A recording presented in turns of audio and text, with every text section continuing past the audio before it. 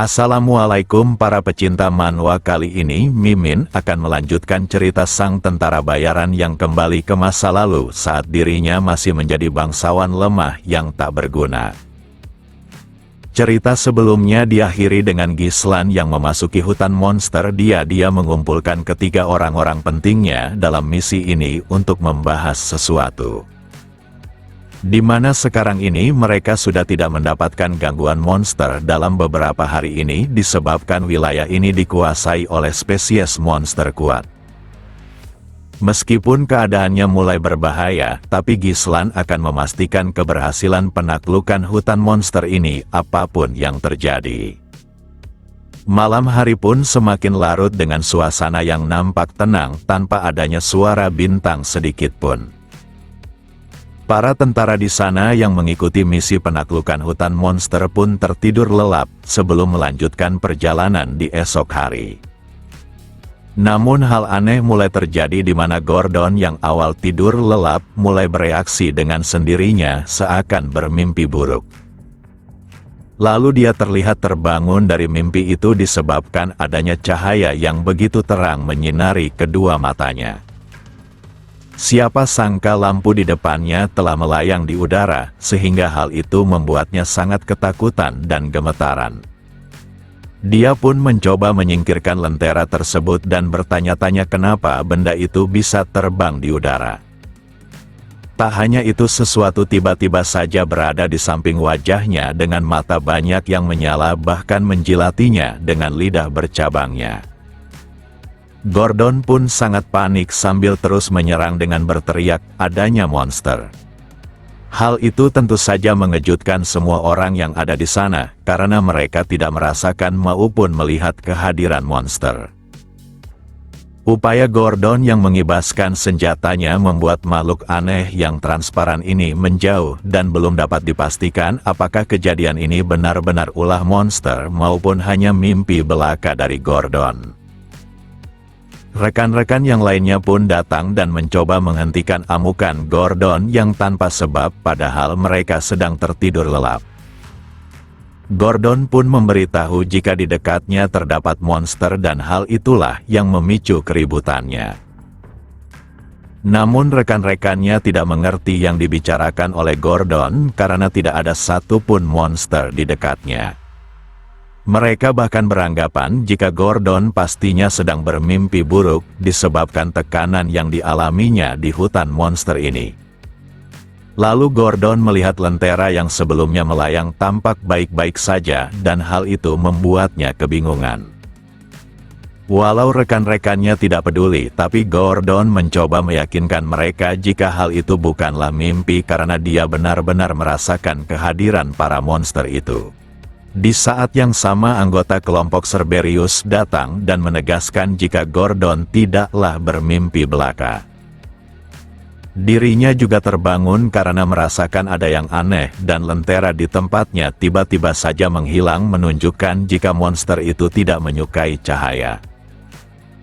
Semua orang pun mulai berdatangan dan di antara mereka banyak yang merasakan hal yang sama bahkan mendengar suara tawa yang menyeramkan.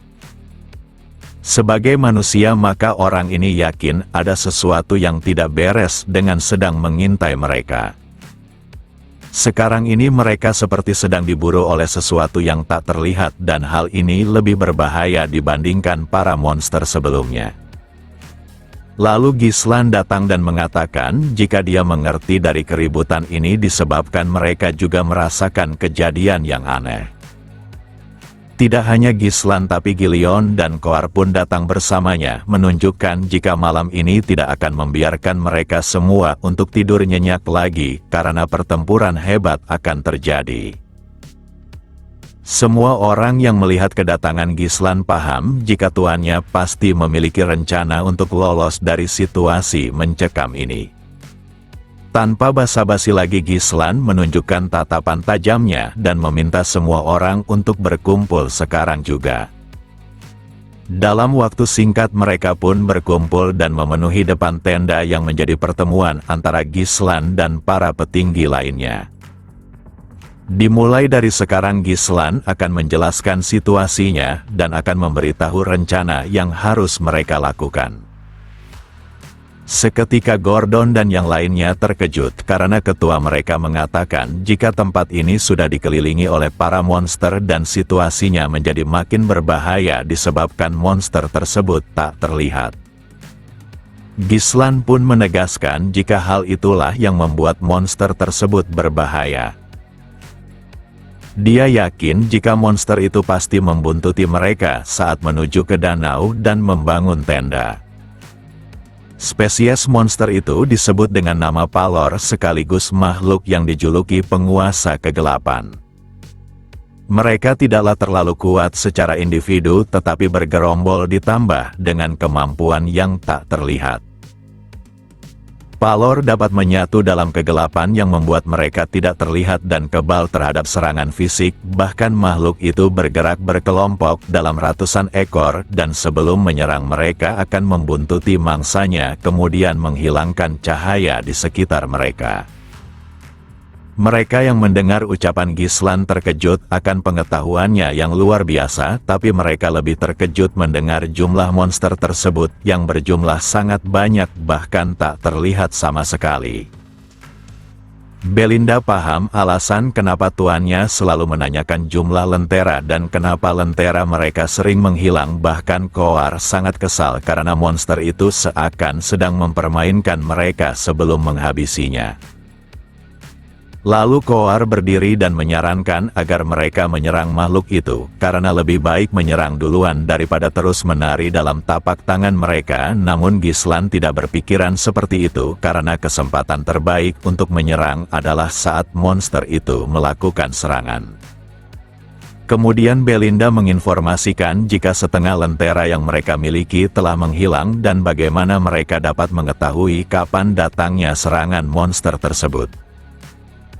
Di sela itu Gislan menjawab jika menyerang secara membabi buta hanya akan memancing sifat sadis makhluk itu dengan mundur sejenak, lalu kembali menyerang dengan strategi baru yang lebih ganas dan kejam sehingga pihak manusia akan kehilangan kesempatan untuk menghabisi makhluk itu.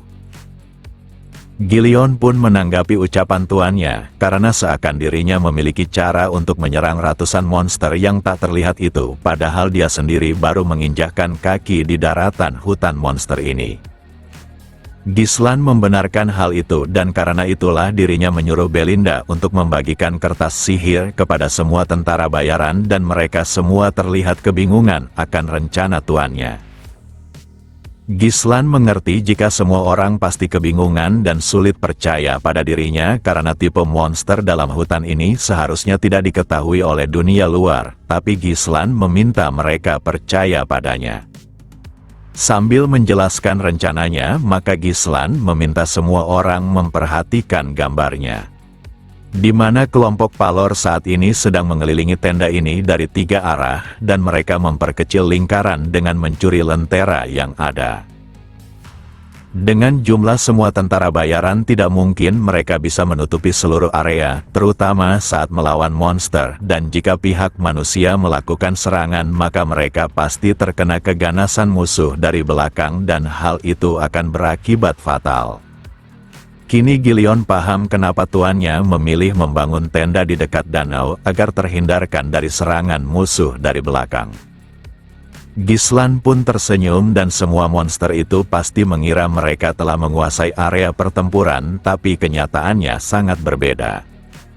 Baik Koar dan Gilion makin kebingungan karena pihak manusia saat ini seharusnya sedang tidak diuntungkan, tapi tuannya mengatakan hal yang sebaliknya.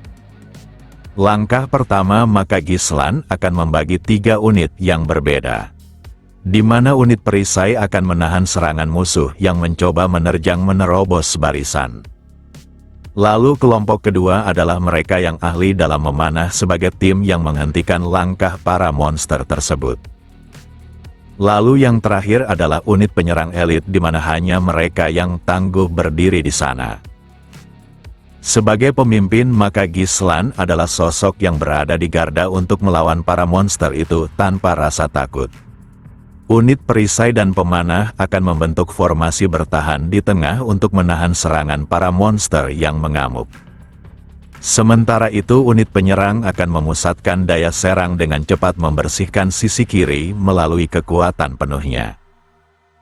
Setelah mereka berkumpul kembali dengan pasukan tengah, maka semua monster itu terkepung dan mereka hanya perlu menghabisinya sehingga kemenangan menjadi milik manusia.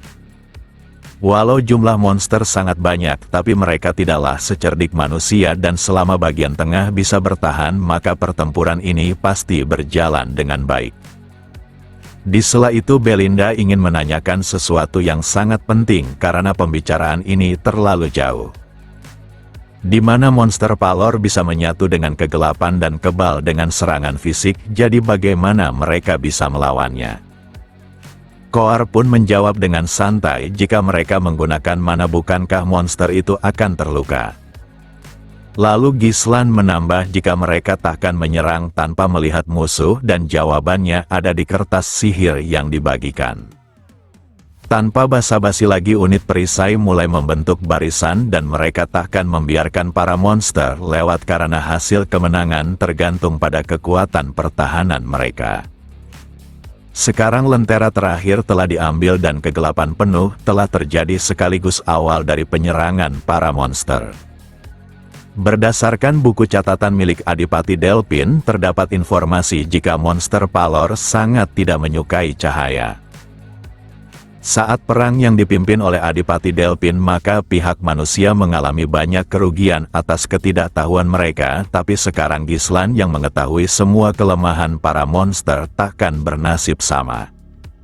Dengan kertas sihir yang menciptakan cahaya, maka para monster Palor yang tidak menyukai cahaya akan memperlihatkan sosok asli mereka.